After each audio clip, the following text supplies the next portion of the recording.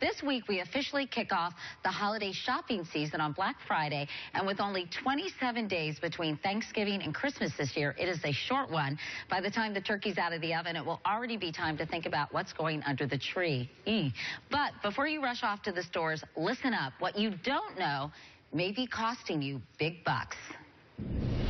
The season for giving is almost here, spreading decorations, gifts, and holiday cheer. And while you may think that you shop like a pro, there are certain things stores don't want you to know. If you think you're getting the best deals this holiday season, think again. As consumers are getting smarter and smarter, stores have developed their own methods to protect their bottom line.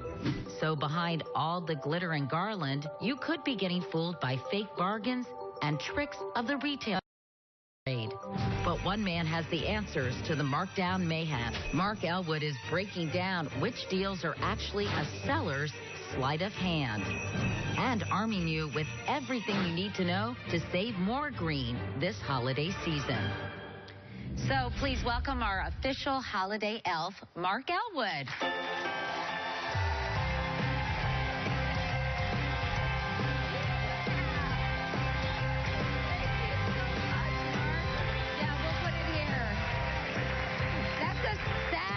Little tree, but thank you so much. You're welcome. You're welcome. Charlie Brown, first of all, this is so exciting because you have so much, I think, really great information for consumers. But first off, why are people so crazy about deals this time of year? Well, we're crazy about deals the whole time, and it's not our fault.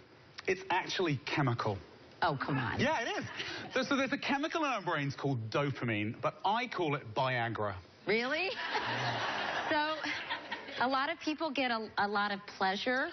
Well, what dopamine does is it tells us when we're getting a bonus. So if you see a sale sign, you're getting more than you expect, and your brain goes crazy. So you're all fine. When you feel a little kind of discount crazy, it's not your fault. Well, I'm excited because you're going to teach us the secrets stores do not want us to know this holiday season. And the first is don't fall for the signs. You say look out for three things: colors, words, and numbers. So we've got a yellow sign, a black sign, and a red sign. Right. Which one do you think plays the biggest trick on us? Yeah, what do you guys think? What do you think? Yellow? Yes, the red one. Really? Because red is the shortest color wavelength, and it hits our eyes first, so it basically punches us in the face. Wow. So every time you see a red sign, remember, it's just trying to grab your attention. Take a deep breath and see if you really want to stay. Okay. The words on the sign: special price, great deal. Those words might as well be elephant airport. They Really? mean nothing. Why did they do it? Because they're trying to make you think there's a special price. So if you see one of those signs, don't assume you're getting a bargain. Double check. Then there are numbers. Okay, so the stores use numbers to make us perceive things about products. They sort of manipulate us. 1988, 1999, 25 bucks. Something that's 25 bucks or a round number, we're supposed to think of that as quality, high caliber. Really? Yeah, something with the end of 99 is everyday value. Good value, I can rely on that. Any other ending, 88, 73, 46, is sort of telling us, wow, that's an amazing deal. They've worked so hard on that price. So when you see that price, how do you control yourself? What do you need to remember if I'm shopping and I'm like, wow, great? You take a deep breath and you ignore the last two endings because they don't mean anything. Just because something ends in 43 doesn't make it a better deal. We've just sort of been coached to think that. And so we need to subvert it and go, okay, it's $19. Focus on the first two numbers. Okay. And how do you know they're on real sale versus fake sale? Because it will say sale, because sale is a legal word. Great deal is just a nice word to read. Okay. So you want to look for the word sale, and then you know it truly is marked down. All right, next up you say beware of the Goldilocks effect. All right, let's talk about this because I've never heard of this. Well, so what does the Goldilocks story tell us? We're looking for something that's just right. And that's what they're trying to coach us to do. This happens a lot with appliances and with electronics. When you go into a store, think about how often you see them displayed in a trio. Does that sound familiar? Yes. So the store is doing that deliberately to try and make us... Which one do you think they want us to buy? What do you think? I think they want us to buy the one in the middle. Mm-hmm, they do. Why? Why? Yeah.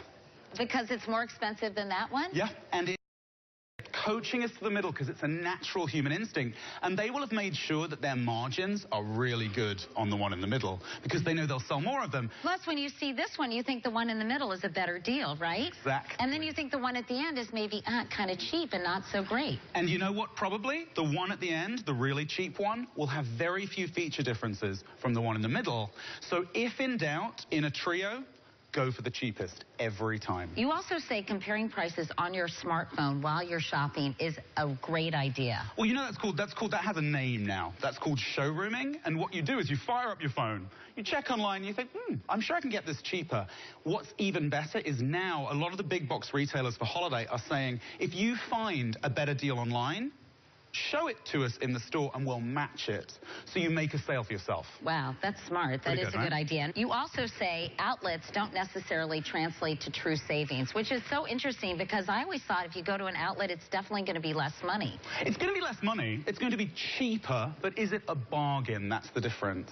Because statistics say that between 60 and 70% of any stuff at an outlet was made specially for the outlet. Because outlets are big business. They're billions and billions of dollars. So that doesn't mean, hey, the outlet or the regular price, they're great sweaters. But personally, I really want a bargain. So if something says outlet exclusive, that's just a nice way of saying never sold at full price. Oh, okay. You also say that the store layout could be costing you. Well, so I'm right-handed. Like 19 out of 20 people are right-handed. And if you're right-handed, you walk into the store and turn right. So what does the store do? It relies on you doing that. And they're going to put what they want to sell you immediately on the right as you enter. What's on the left is normally the stuff they don't think will sell. It's kind of the dead stock. So that's probably where you'll find a few more sales. Interesting. Win in this. And you also say that you should take products and put them out of context because you're going to beat the designers of the, I guess, of the stores at their own game. So you know when you go into a store and you see a blouse that is implausibly expensive, it's like $500. Why is it there? It's not there to be sold. It's there so that the $100 blouse hanging next to it looks a lot cheaper. You're so sneaky. And I love the way that everyone goes, oh, yeah, totally. Yeah.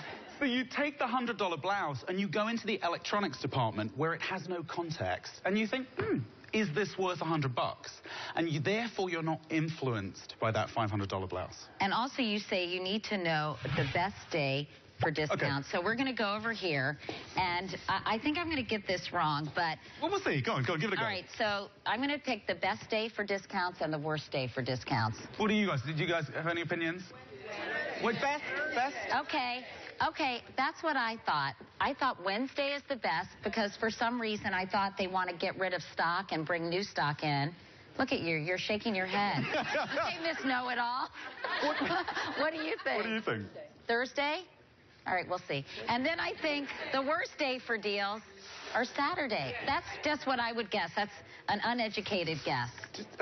Well, you know what? You were right. Because we should... Are you in retail? No. So it is Thursday is the best day for deals because there's an overlap between weekday and weekend deals. And unfortunately, Sunday is the worst day for deals because there actually is very heavy foot traffic, so retailers tend not to use promos as much to drive people in that day. Okay, interesting. And finally, is there a department that all of us should go to first if we're brave enough to venture out on Black Friday? On Black Friday, the best places to go are anywhere that things are big and take up a lot of space.